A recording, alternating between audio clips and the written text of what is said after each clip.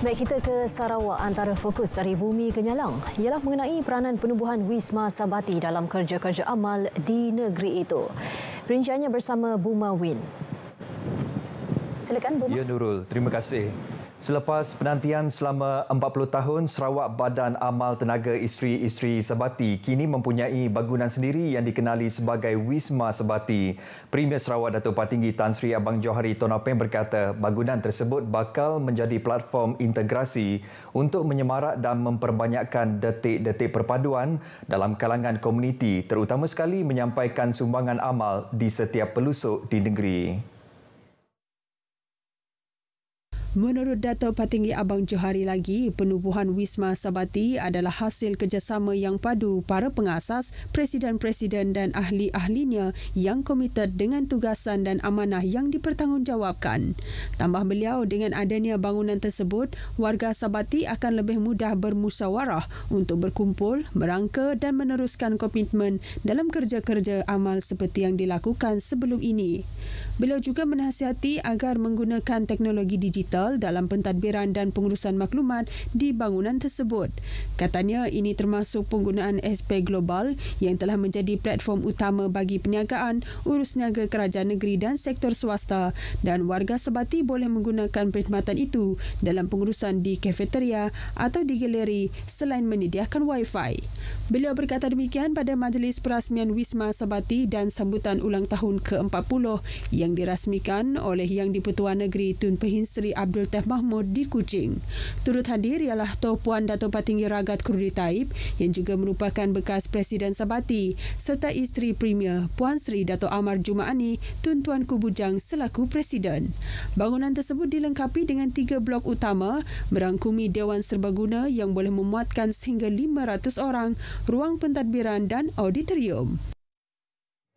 Lebih RM600,000 diperuntukkan kepada Jawatankuasa Petugas Pelancongan Bahagian DTTG Limbang untuk menganjurkan pelbagai acara kebudayaan. Residen Bahagian Limbang Sebi Abang berkata daripada jumlah itu RM412,700 diperuntukkan kepada 5 persatuan di daerah Limbang, manakala RM190,000 diperuntukkan kepada 2 persatuan di Lawas. Menurut CB, peruntukan itu adalah daripada Kementerian Pelancongan, Industri Kreatif dan Seni Persembahan Sarawak serta Kementerian Pelancongan Seni dan Budaya, selain peruntukan turut diberi oleh Wakil Rakyat di Limbang. Beliau yang juga pengerusi DTTG Limbang berkata, jawatankuasa itu melaksanakan acara yang memfokuskan kepada kepelbagaian kebudayaan etnik di daerah itu. Antara yang telah diadakan ialah Pesta Babulang dan Lumba Kerbau yang sinonim dengan kaum Bisaya, Pesta Nubat Layak bagi kaum Lun Bawang, Pesta Mendamit dan Gawai Dayak bagi kaum Iban. Turut diadakan juga Makan Tahun Perdana kaum Kedayan serta Pesta Badudun dan Lumba Kerbau kaum Melayu serta acara berprestij Festival Muzik Wilayah Utara. Beliau berkata demikian pada perasmian Pesta Kebudayaan Tionghoa di Lot 777 tapak letak kereta Majlis Daerah Limbang, anjuran kawasan rukun tetangga KRT Pekan dengan kerjasama pejabat residen Limbang. Menyentuh mengenai pesta itu, CB berkata ia berjaya mencapai objektif untuk menghimpunkan masyarakat Tionghoa dalam satu acara dan menjulang budaya dan tradisi Tionghoa selain menarik penyertaan kaum lain mengenali budaya mereka.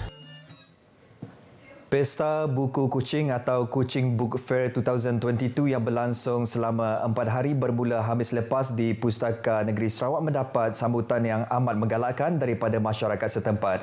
Ketua Pegawai Eksekutif Pustaka Negeri Sarawak Japri Bujang Masli berkata penganjuran program julung kali itu berjaya menarik lebih 5,000 pengunjung. Japri Bujang menjelaskan dengan salah satu pengisian pada pesta itu yang dikenali sebagai Kamek Sayang Book Kamek memberi suntikan kepada orang ramai untuk menyukai buku sekaligus menanam semangat suka membaca dalam kalangan masyarakat. Menurut Japri, forum komik masuk perpustakaan juga menjadi salah satu tarikan kepada pembaca komik untuk menjadikan amalan membaca sebagai hobi mereka. sekarang komik masuk perpustakaan, sebab dulu perpustakaan banyak fokus kepada buku biasa yang penuh dengan perkataan, dengan ayat kan. Jadi sekarang ada trend baru seperti manga dan sebagainya. Komik ini menjadi bahan bacaan utama juga. Jadi yang penting adalah penyaluran maklumat itu kepada pembaca dan juga pemahaman mereka tentang suatu perkara. Jadi kita pun amat menyokong industri buku yang melibatkan komik. Beliau berkata demikian semasa menjadi tetamu Cerita Pagi Sarawak menerusi TV1. Dalam pada itu, beliau berkata dengan kejayaan penganjuran kali ini, pihaknya menyasarkan penganjuran pesta buku serupa di Sibu dan Miri pada masa akan datang. Pesta Buku Kuching 2022 turut disertai pempamer dari seluruh Sarawak dan Semenanjung, malah disertai penerbit buku antarabangsa. Baik, sebanyak 153 peralatan perubatan yang bernilai 1.28 juta ringgit akan diedarkan ke fasiliti-fasiliti kesihatan luar bandar seluruh negeri Sarawak. Jabatan Kesihatan Negeri Sarawak menerusi satu kenyataan memaklumkan sesi penyerahan peralatan tersebut disempurnakan oleh Timbalan Premier Sarawak yang juga Menteri Kesihatan Awam, Perumahan dan Kerajaan Tempatan, Datuk Seri Dr. Sim Kui Hian. Kenyataan itu berkata simbolik penyerahan sumbangan bertemakan Hope Touching More Life #Kamek1Keluarga diadakan di perkarangan Dewan Undangan Negeri Lama Kuching baru-baru ini. Turut hadir pada majlis simbolik penyerahan itu adalah Presiden Rotary Club Bintulu Central, Alan Wong, yang juga penganjur pengelola majlis serta penderma dari Badan Amal Latter Day Saint Charities dan Pengarah Kesihatan Negeri Sarawak, Dr. Oi Chu Hak. Program pemvaksinan anti-rabies percuma di zon Long Sukang Lawas akan dilaksanakan mulai Selasa ini hingga Jumaat. Sarawak Disaster Information menerusi satu kenyataan memaklumkan program itu akan bermula di Kampung Long Remirang, Kampung Long Lidong dan Kampung Long Lutok.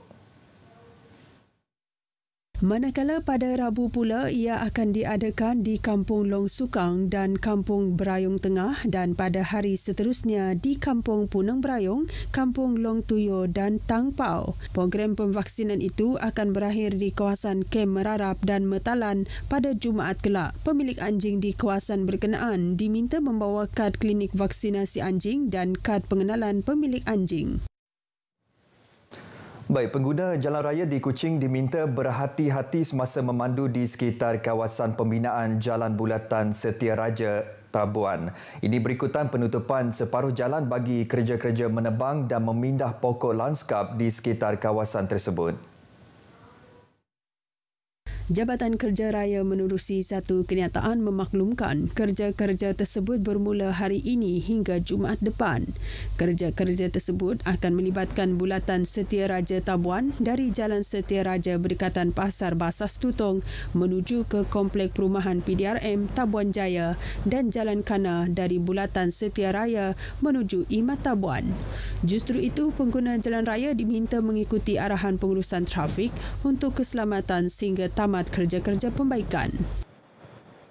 Di Lawas, seorang pemandu dan dua orang penumpang berdepan detik cemas apabila kereta jenis kenderaan utiliti sukan SUV meluncur ke pantai di Kampung Sungai Bangat, Jalan Punang, Lawas. Pusat Gerakan Operasi Bomba Sarawak menerusi satu kenyataan memaklumkan pihaknya menerima laporan mengenai kejadian itu pada pukul 12.28 tengah malam tadi. Setibanya di lokasi, pihak bomba mendapati kesemua mangsa merupakan dua orang lelaki bersama seorang wanita masih berada dalam kenderaan tersebut yang hampir ditenggelami air. Walau bagaimanapun, pasukan bomba berjaya menarik kenderaan tersebut ke tepi pantai dan semua penumpang berjaya diselamatkan.